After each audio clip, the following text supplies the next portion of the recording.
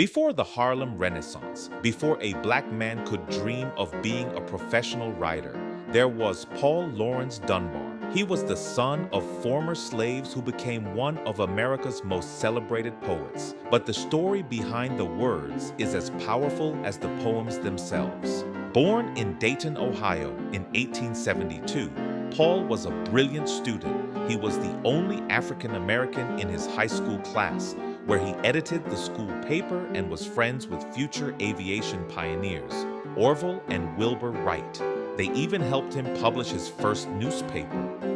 But after graduation, the only job he could get was operating an elevator for $4 a week. He used the quiet moments between floors to write, selling his first book of poetry, Oak and Ivy, to the people who rode his elevators.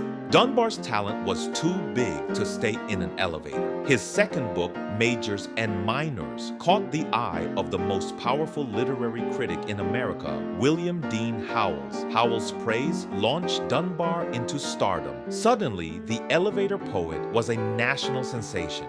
His next book, Lyrics of Lowly Life, made him an international star. He toured America and even read his poetry to high society in England. The great abolitionist Frederick Douglass called him the most promising young colored man in America.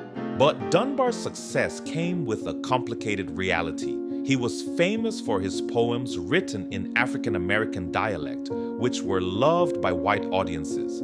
But he yearned to be recognized for his work in standard English, which often explored the pain and injustice of being black in America.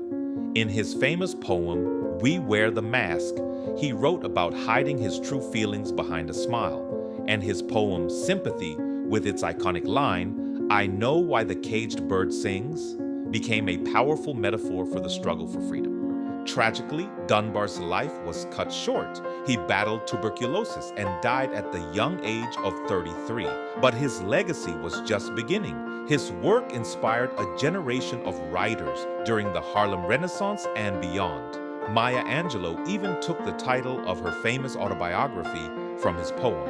Paul Laurence Dunbar was a trailblazer who used his voice to challenge America. He showed the world the beauty, the pain, and the power of the black experience.